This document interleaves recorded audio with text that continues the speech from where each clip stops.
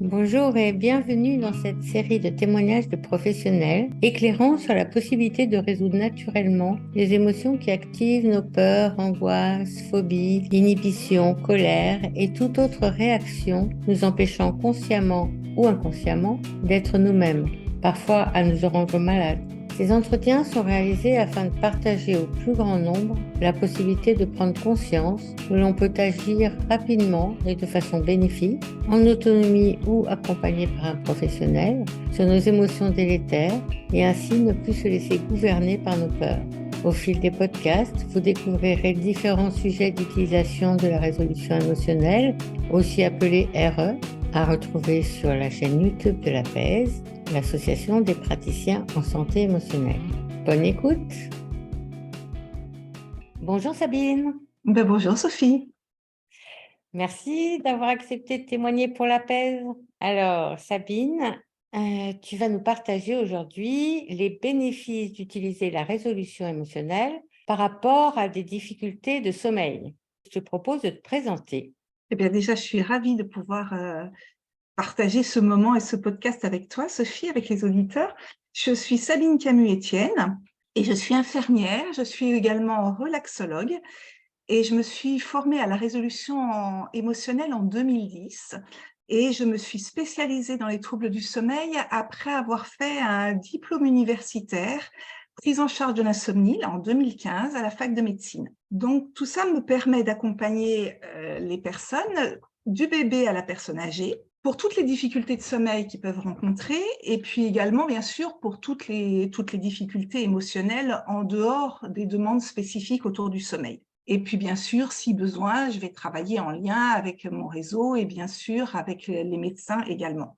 Du coup, pour le sujet d'aujourd'hui, la résolution émotionnelle et retrouver le sommeil, comment les deux se mettent en place en fait? C'est très logique. La mécanique du sommeil est tout à fait naturelle. Elle est solide par moments, mais par certains moments, elle peut également être fragile. Et dans ces cas-là, il faut juste mieux dormir en réapprenant à bien régler cette mécanique du sommeil. Et on la règle tous les jours. Et parfois, c'est une vraie rééducation. Mais la notion de dimension émotionnelle, en fait, est également indispensable. Et souvent, les approches classiques ne vont pas la prendre en compte. Et pourquoi est-ce que c'est indispensable? Parce que sommeil et stress sont complètement liés. Et c'est lié chimiquement, parce que c'est la même hormone. Cette hormone, c'est le cortisol qui réveille et qui empêche de dormir. Et cette hormone-là est également sécrétée en cas de stress. Ce qui fait que notre système d'alarme va nous maintenir en éveil. Alors, c'est plutôt bien fait, c'est parfait pour la survie, mais quand on est simplement dans son lit à vouloir s'endormir, à ce moment-là, c'est juste inadapté. Et dans ce cas-là,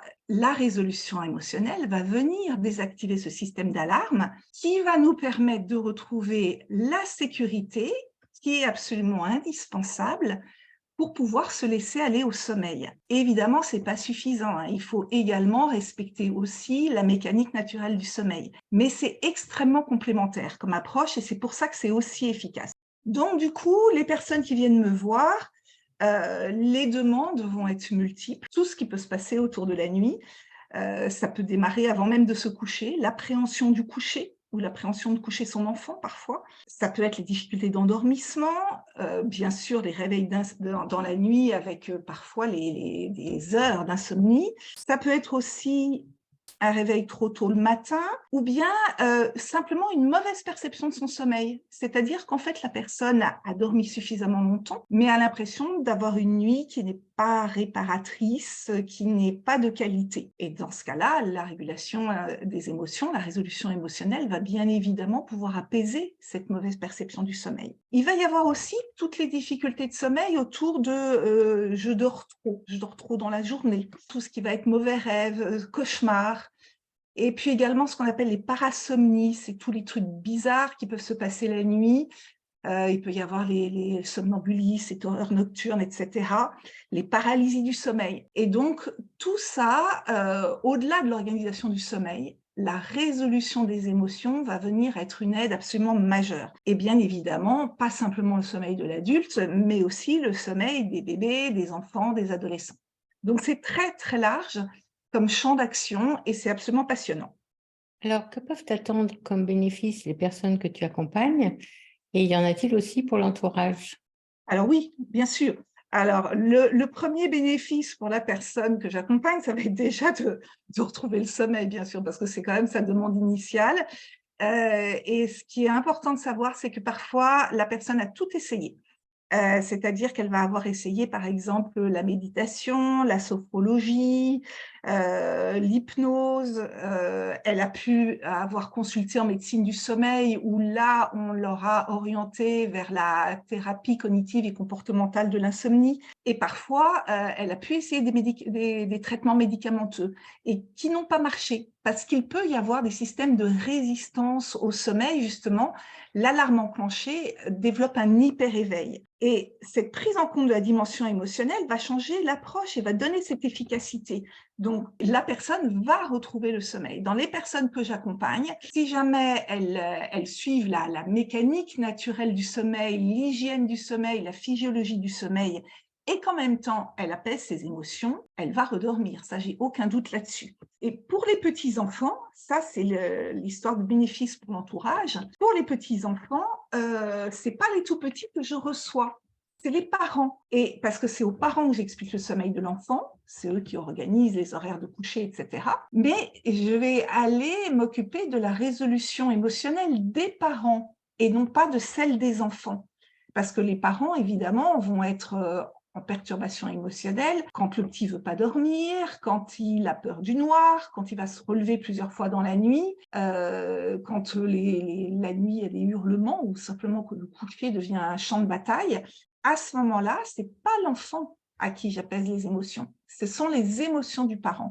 Et le premier bénéficiaire, ça va être l'enfant. C'est ce que j'appelle la contagion des émotions, c'est-à-dire que le cerveau du parent retrouve sa propre sécurité autour du sujet sommeil. Et le sujet sommeil peut commencer dès la douche ou dès le dîner ou dès l'histoire du soir. Vous voyez. Et en fait, le cerveau du parent apaisé, sécurisé, permet de transmettre à l'enfant cette sécurité. Et donc, l'enfant va être le premier bénéficiaire de l'apaisement émotionnel du parent. Donc, cette contagion des émotions, elle est flagrante entre parents et enfants, mais elle existe dans tous les cas de figure. Donc, à chaque fois, c'est un cercle vertueux dont l'entourage va bénéficier parce que dès qu'on va pouvoir désactiver une alarme émotionnelle, eh bien, ça va permettre de jouer également sur une ambiance, sur une qualité relationnelle, sur une meilleure communication, etc. Donc, les bénéfices ne vont pas être que pour la personne concernée par ces difficultés de sommeil, mais également pour l'entourage de la personne. Oui, merci vraiment. C'est magnifique aussi de témoigner du bénéfice pour l'entourage de gérer nos propres émotions.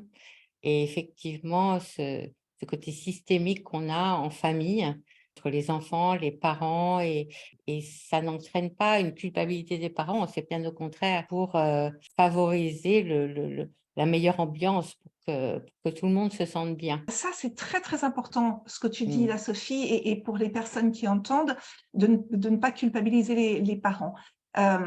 C'est essentiel. Il faut simplement comprendre que c'est chimique. Nos alertes, c'est chimique. Donc, quand on a une émotion, nous, en tant que parents, parce qu'on sait que probablement le coucher risque d'être difficile et qu'on appréhende, chimiquement, dans notre cerveau, il se passe des choses. Et en fait, à ce moment-là, cette alarme s'allume. Et puisque cette alarme s'allume, pour la survie en fait de l'espèce, il faut que autour de nous, cette alarme soit perçue. Donc c'est totalement normal que nos enfants perçoivent notre alarme. C'est chimique, on n'y peut rien, c'est pas de la culpabilité ni de la responsabilité. Mais à l'inverse, lorsqu'on se sent en sécurité, parce que ça va résonner sur votre enfant, ça va sécuriser votre enfant. Et c'est pas parce que vous le perturbez, c'est que notre système de survie de tribu, d'espèces à vivre ensemble fait qu'il faut que cette émotion soit contagieuse, ça sauve le groupe. Mais lorsque c'est inutile, ben, autant retrouver la sécurité. Parce qu'un coucher, c'est pas un truc insécurisant.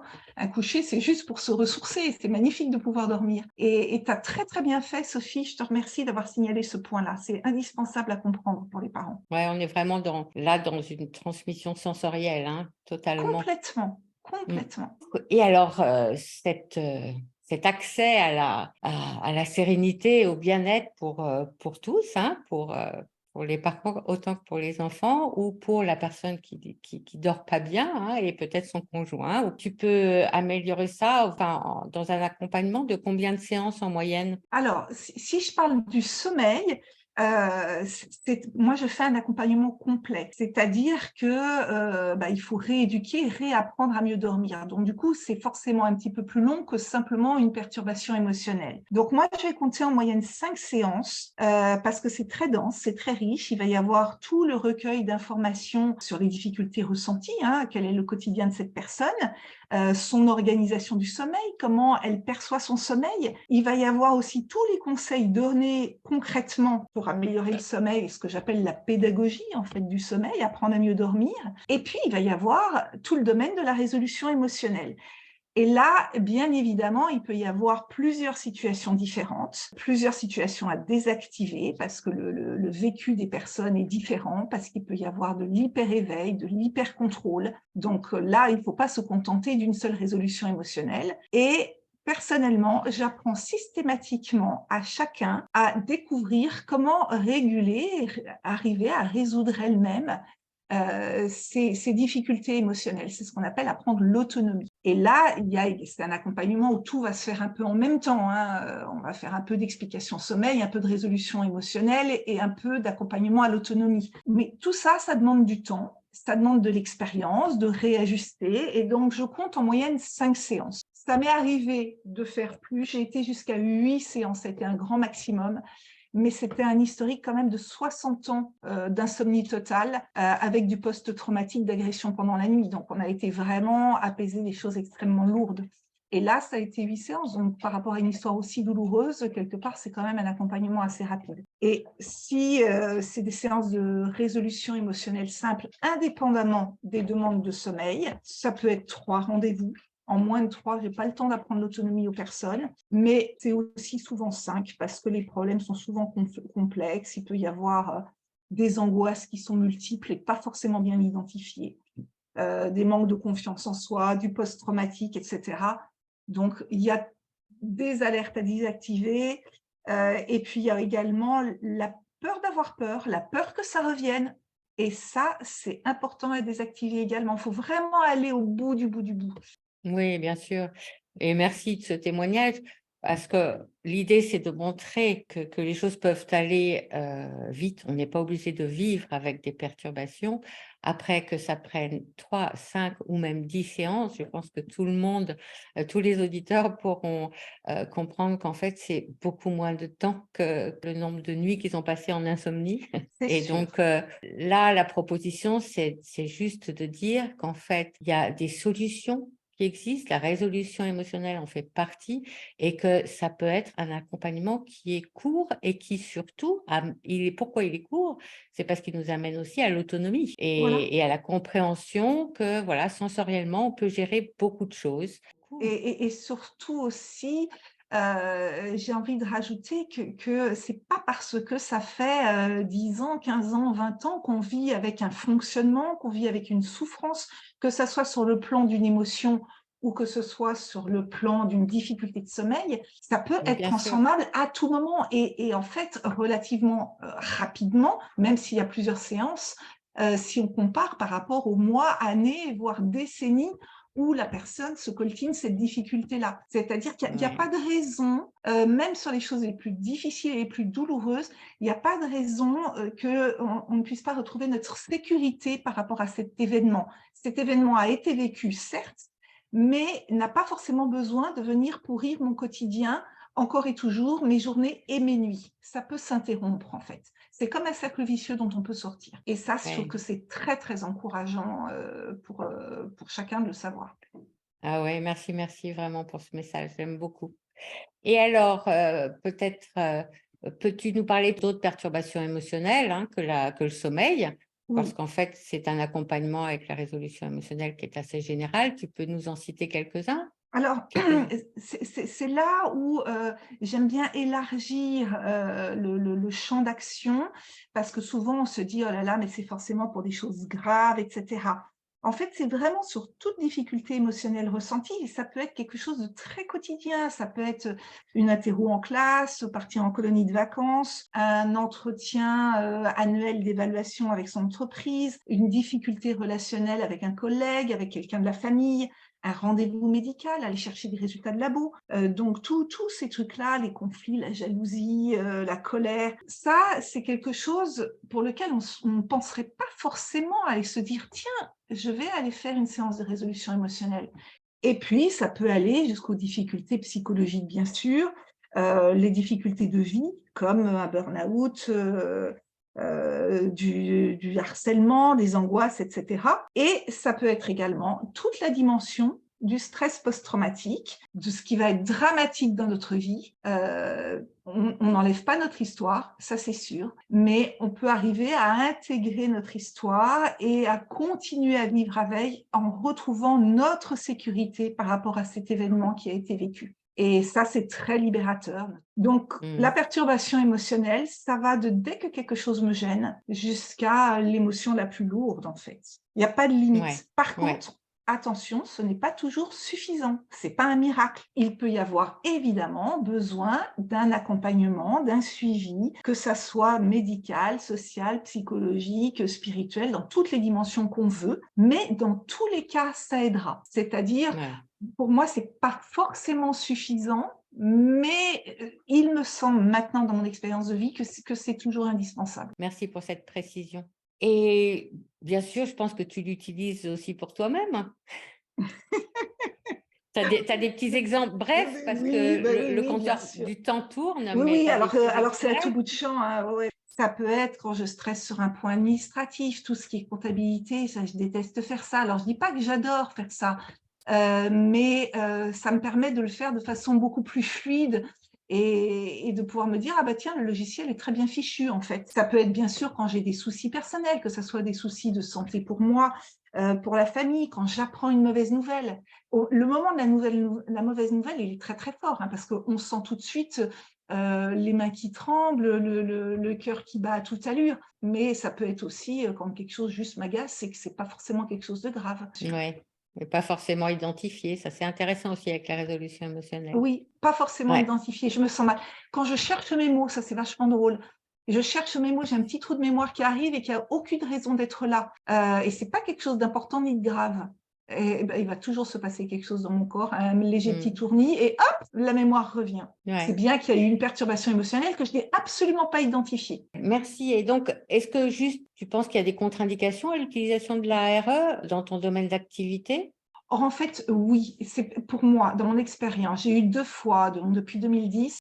C'est pas exactement des contre-indications, c'est plutôt le fait de différer dans le temps. C'est-à-dire que ça va être tellement cicatrisant, cette résolution émotionnelle, qu'il y a des moments où la priorité n'est pas forcément de cicatriser immédiatement tout de suite. Et j'ai 2 exemples en tête, les 2 fois où ça m'est arrivé. Un exemple familial extrêmement douloureux de séparation dans la violence avec des enfants petits, pour lequel la mère soupçonnait bien sûr des violences et d'ordre sexuel, l'ordre de l'inceste. Et j'ai accompagné la mère pour qu'elle ait plus de discernement dans cette situation extrêmement tragique, mais elle voulait tout de suite m'amener ses enfants. Et j'ai dit non, les enfants avaient 5 et 7 ans, je crois. J'ai dit non, pas tout de suite, parce qu'il faut d'abord que les services compétents puissent recueillir la parole de l'enfant brute, telle qu'elle est, avec tout le paquet de souffrances. Et dans un deuxième temps, là, ça pourra être bien sûr intéressant en complément d'autres accompagnements. Et ça m'est arrivé également dans un autre contexte, mais aussi un peu traumatique comme ça, d'expertise d'un préjudice après un accident. Et là, au-delà des préjudices corporels, des séquelles, il y avait également les préjudices psychologiques à pouvoir quantifier. Et là, j'ai demandé qu'ils puissent d'abord rencontrer le médecin expert, tout ce qui était administratif, les avocats, brut de décoffrage avec toute sa souffrance absolue, et on a fait la résolution émotionnelle qu'après. Donc, ce n'est pas des contre-indications, c'est une subtilité dont il faut absolument avoir conscience pour voir à quel moment dans le temps c'est juste pour la personne de pouvoir sécuriser ces points-là. Ouais. Parce qu'effectivement, tu le soulèves, un point qui est intéressant, c'est qu'une fois qu'une résolution émotionnelle est faite, on est toujours conscient qu'on a vécu cette problématique-là, hein, quelle qu'elle soit, mais un grand recul s'installe et dans le cas de témoignage, c'est effectivement, ça peut amener une autre dimension qui serait plus tout à fait la vérité telle qu'elle a été vécue. Oui, absolument. Voilà, Et, c'est bien apaisé. et là, je crois que tout est possible. C'est-à-dire, je crois que le cerveau peut aussi tourner la page. Ça m'est déjà arrivé. Ouais, ouais, Où la complètement. personne, du coup, avait... Ce n'est plus son actualité, alors que tant que c'est post-traumatique, c'est obsessionnel. Oui, Et quand ce n'est plus l'actualité, la vie continue avec le mouvement de vie. Et c'était sur une expérience de noyade, hein, avec réanimation. Et en fait, la personne se rebaignait complètement de façon spontanée dans la mer, voilà, et n'était plus du tout en train de revivre cette épreuve à chaque fois. Donc, c'est ça. c'est pas qu'elle l'avait oublié, c'est que ce n'était plus son actualité, en fait. Bah, écoute, vraiment merci beaucoup Sabine pour ce partage très riche, très clair. Tes coordonnées seront bien sûr sous la vidéo, sinon effectivement sur le site de l'APES Bien sûr. Donc, moi, je suis dans le et sud Yvelines, mais je travaille aussi en visio pour ceux qui sont loin, hein. Il n'y a aucun problème à bien ça. sûr, ça c'est un des vrais avantages de la résolution émotionnelle, c'est qu'on peut travailler à distance. Et ben, écoute, merci infiniment, puis je te souhaite de continuer à partager autant de sérénité auprès de tes patients. Eh ben, c'est du bonheur au quotidien, vraiment. Merci beaucoup Sabine, excellente continuation. Merci à toi, Sophie.